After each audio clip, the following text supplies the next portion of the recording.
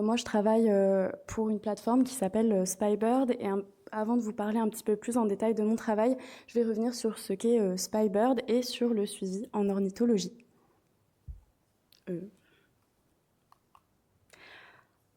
Donc, Spybird, c'est une plateforme qui vise à mutualiser et à centraliser des données de suivi à long terme d'oiseaux bagués en reproduction. C'est-à-dire que chaque oiseau va porter une bague qui est en quelque sorte sa carte d'identité et qui nous permet de récolter tout un tas de données sur cet individu-là. Donc, je vous ai mis une petite vidéo, mais je ne sais pas si elle va se lancer.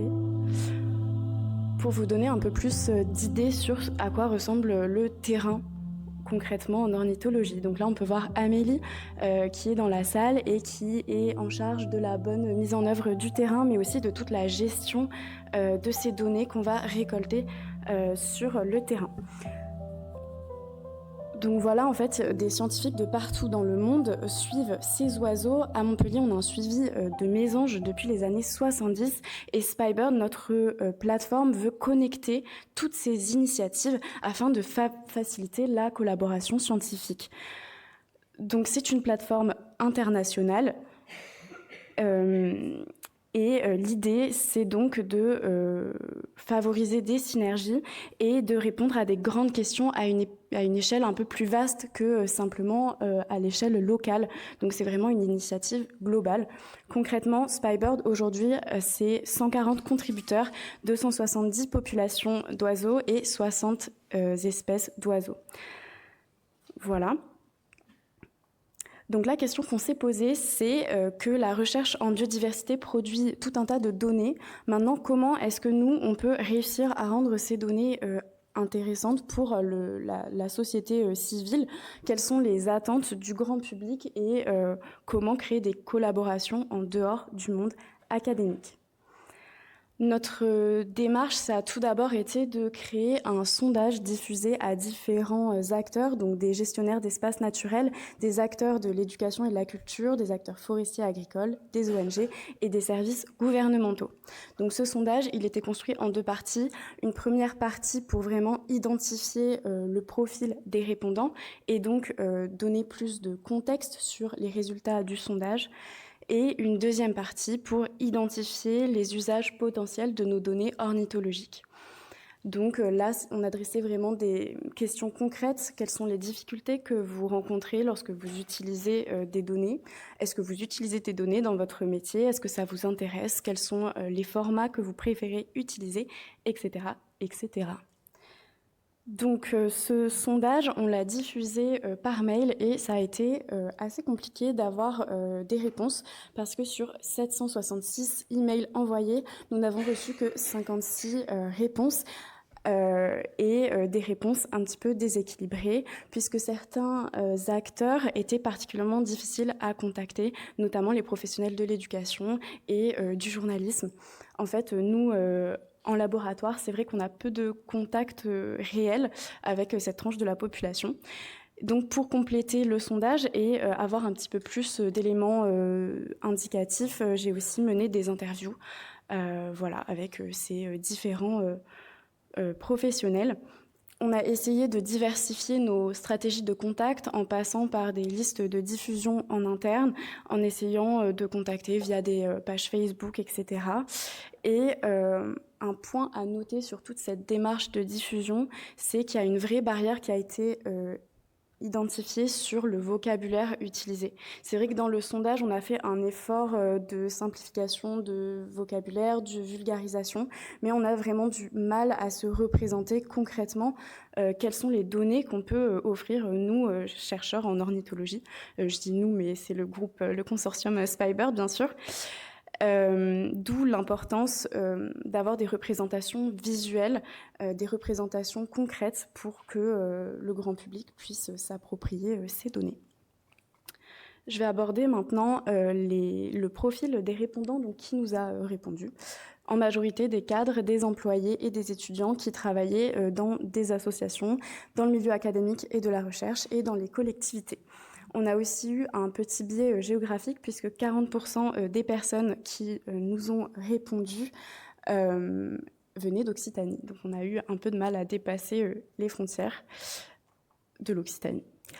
En termes de résultats, ce qui est ressorti du sondage, c'est tout d'abord que chaque professionnel avait ses besoins, bien sûr, mais au global, la vaste majorité des répondants souhaitaient obtenir un site internet interactif qui leur donnait accès à la fois à des données brutes et fiables, mais aussi à des éléments de contexte et des éléments pédagogiques, du contenu explicatif, qui peut prendre la forme, par exemple, de tableaux de bord avec des indicateurs clés, des chiffres clés, des éléments d'histoire sur le suivi à long terme, des tableaux de bord, etc. Il y a eu aussi un besoin de contextualisation. Les répondants souhaitent savoir le pourquoi et le comment les données sont produites.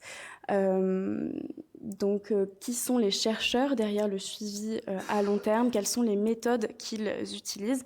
Et ça, c'est essentiel pour humaniser la recherche et vraiment conserver ce lien de confiance qui existe entre le grand public et les chercheurs. Aussi, les répondants ont noté un besoin de centralisation, c'est-à-dire que cette plateforme pouvait être un point d'entrée vers d'autres ressources fiables pour faciliter l'accès à l'information sur la biodiversité en général. Un dernier point, c'est la barrière de la langue. C'est vrai que dans la recherche, les articles scientifiques sont très généralement produits en anglais.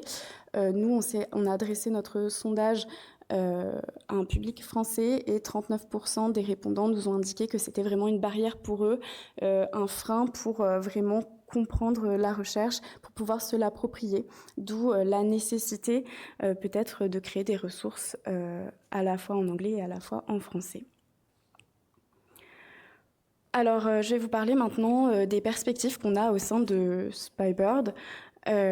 Plusieurs projets concrets qu'on met en place et qu'on a mis en place au cours de cette année. Donc tout d'abord, un super projet avec l'OREM qui vous sera présenté à la suite de cette présentation, qui est un tableau de bord interactif en lien avec le projet Mésange, mais je ne vous en dis pas plus.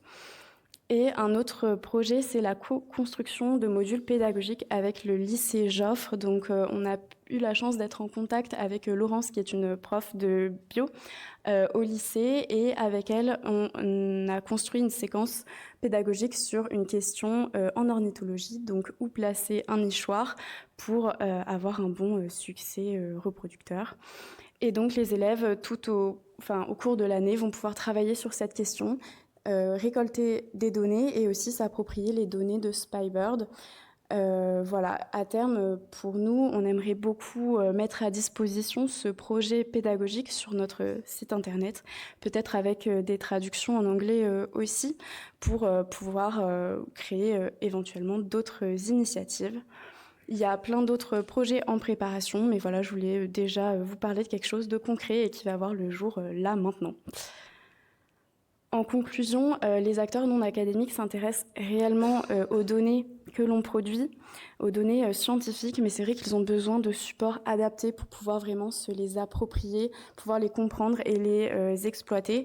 Et ça montre bien que le rôle de la recherche, si on veut toucher le grand public, si on veut avoir un impact au-delà du laboratoire, c'est aussi de réfléchir à l'avenir des données que l'on produit.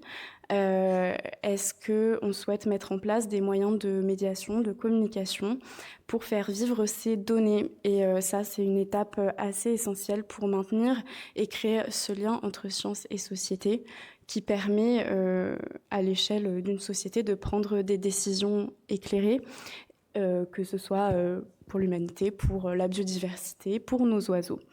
Donc voilà, merci beaucoup de votre attention. Si vous souhaitez découvrir Spybird, vous pouvez scanner le QR code qui amène directement au site internet de Spybird. Voilà. Merci beaucoup.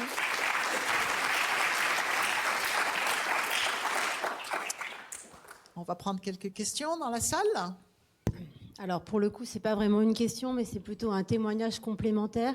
Moi, je m'occupe de médiation scientifique pour l'IR Dataterra et on a fait une série d'ateliers thématiques où on a fait le même genre d'enquête sur puisqu'on avait plus de 60% de non-académiques. Quelles données vous utilisez, quelles données, comment est-ce qu'elles sont accessibles, quels problèmes vous rencontrez. Et je pense qu'on avait à peu près les mêmes conclusions. Voilà. Donc c'était juste pour dire que ça dépassait les données sur l'ornithologie, mais que ça pouvait s'adapter à des données sur les glissements de terrain, sur l'eau, sur la biodiversité. Voilà. J'avais juste une question sur l'âge des personnes qui ont répondu. Est-ce que vous avez réussi à toucher les jeunes ? Parce que quand je vois l'utilisation de sites web, je me dis c'est pas forcément les jeunes. Ouais, on a eu quand même 22% d'étudiants, donc quand même des jeunes. Après, les très jeunes n'ont pas d'adresse mail, donc j'ai pas pu leur envoyer d'email. Et on a eu un peu tout âge, parce qu'il y a même des retraités qui ont répondu au sondage, donc c'était assez global. Mais c'est vrai qu'on a eu un tout petit échantillon de ce qu'on aurait espéré toucher comme public. C'est une question dans la salle. Oui, le programme que vous présentez me rappelle quand même énormément beaucoup de programmes de sciences participatives et sciences citoyennes autour de la nature en général et pour certains autour des oiseaux. Et il me semble que les structures qui portent ces programmes doivent déjà avoir fait aussi ce genre d'enquête auprès d'un public un peu différent.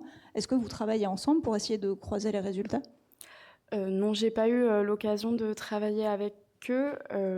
Après, pendant des interviews, j'en ai parlé, par exemple, à des personnes en lien avec l'associatif, avec l'OFV, qui portent des projets similaires d'éducation et de lien, de sensibilisation à la biodiversité, notamment à l'école. Donc on a pu échanger là-dessus. Après, j'ai pas eu accès aux enquêtes ni à ces chiffres.